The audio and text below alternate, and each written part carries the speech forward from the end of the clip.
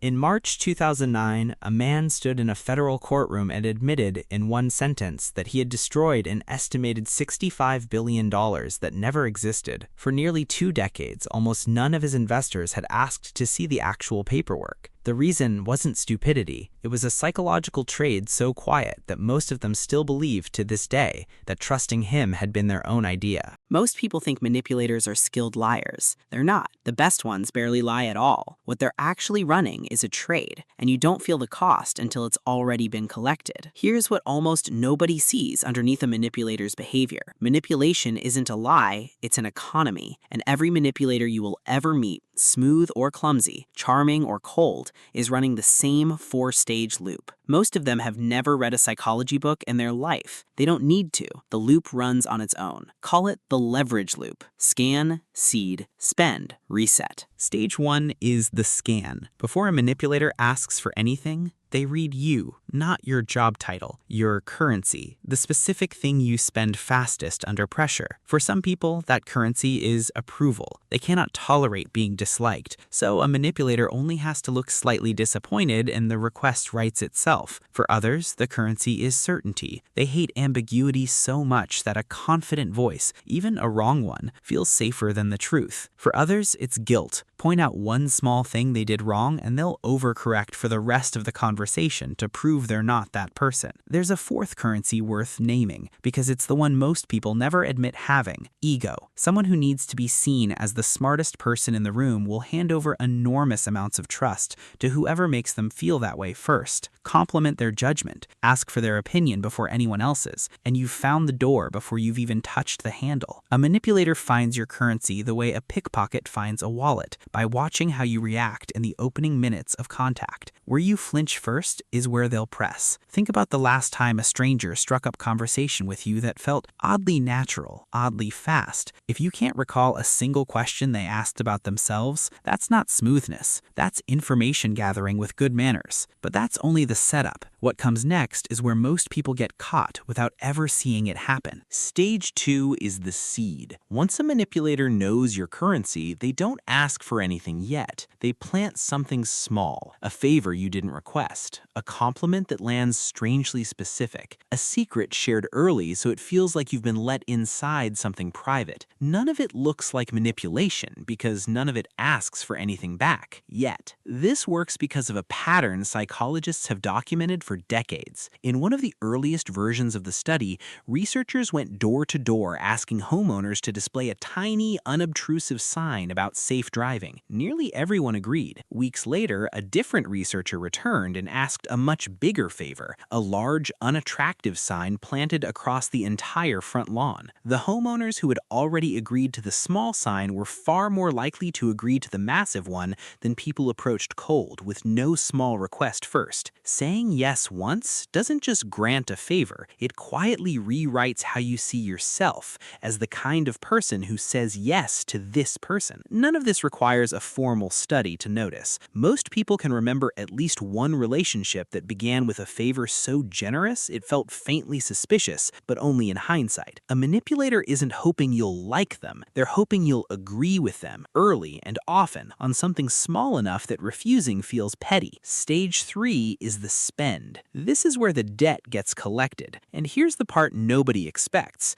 The ask is never framed as a request, it's framed as a formality. You know I do the same for you. It's just this once. I wouldn't ask if it weren't important. The manipulator isn't persuading you. They're reminding you of a debt you don't remember agreeing to. And because the seed felt so small and so human, refusing now feels disproportionate, like punishing someone for being kind to you. Notice too how often the ask arrives disguised as urgency. I need this by tonight. There's no time to explain. Urgency shortens the gap between the request and your agreement, leaving no room for the hesitation that might have saved you. This is also where the loop tightens. The first ask is rarely the real ask. It's a test to see how much you'll absorb before you push back. Comply without resistance, and the next one will be bigger. Manipulators don't escalate randomly. They escalate exactly as fast as you allow them to. Stage 4 is the reset. And it's the stage that reveals everything, because it only shows up once you stop cooperating. Most people expect a manipulator to fight when confronted. They rarely do. Watch what they defend instead. Usually not the facts, your character, your memory, or your tone. You're overreacting. That's not what happened. I can't believe you'd think that about me. The subject quietly shifts from what they did to who you are for questioning it. Psychologists have a name for that exact maneuver: DARVO. Deny, attack, and reverse victim and offender. Watch for clusters, not single moments. One defensive reaction proves nothing. Everyone gets defensive sometimes. But a manipulator's reset has a rhythm, a beat of surprise that arrives a little too late, a flash of irritation before the concerned tone kicks back in, and a sentence that somehow ends with you apologizing to them. Notice that rhythm more than once with the same person, and you're not imagining it. It isn't really an argument, it's a reset. If one lever stops working, a skilled manipulator doesn't dig in, they switch currencies. Guilt didn't land?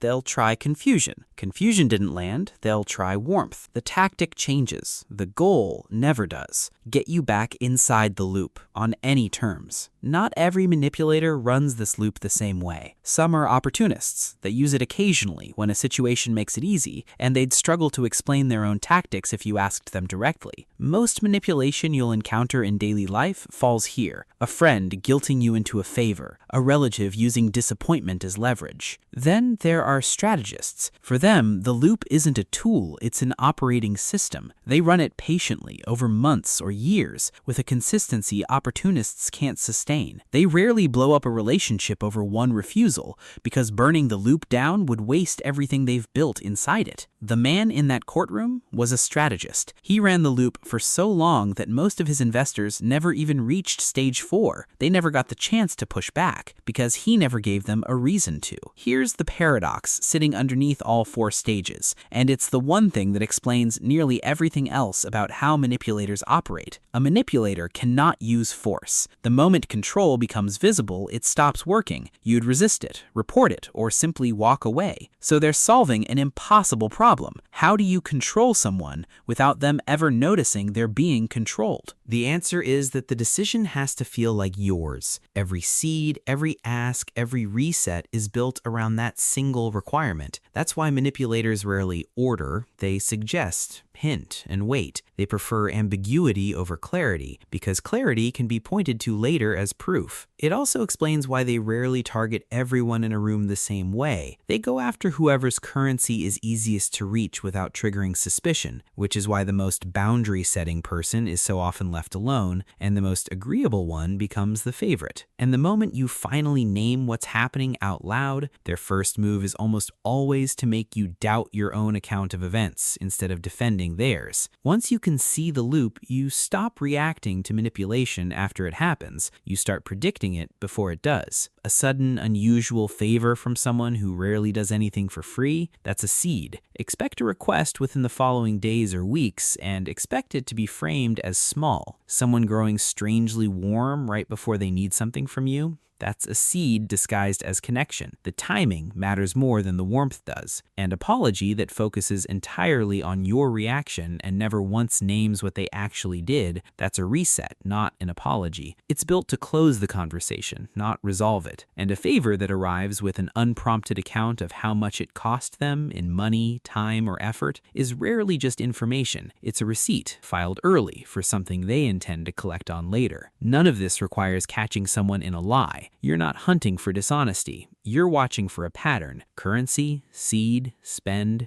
reset, repeating on a timeline that has almost nothing to do with how much someone claims to care about you. Go back to the man in that courtroom. For nearly 2 decades, his currency wasn't fear, it was exclusivity, the need investors felt to be insiders in a fund hardly anybody could get into. His seed wasn't a favor, it was scarcity, turning people away, making them ask twice to be let in. His spend was steady, boring, forgettable returns, just believable enough that nobody needed to check the paperwork. One financial analyst spent almost a decade trying to get regulators to look closely, warning that the numbers were mathematically impossible for a fund that size. Each time, the reset worked. Attention redirected back to decades of reputation, not the math. The loop ran, largely unquestioned, until there was no longer enough enough new money coming in to pay off the old. If this framework is landing, show some support, hit like and subscribe. Now, let's put it to work. Start applying this the next time someone does something generous with no clear reason. A coworker covering your shift unasked. A new acquaintance oversharing a secret in the first real conversation. Don't reject the kindness. Log it and watch what happens over the next couple of weeks. If a request follows, notice how it's framed as a favor for a favor, as something too small to refuse. In a relationship, watch what happens after you say no once. Does the person accept it, or do they switch tactics? Guilt, then confusion, then warmth, until one works. At work, watch who apologizes by explaining your reaction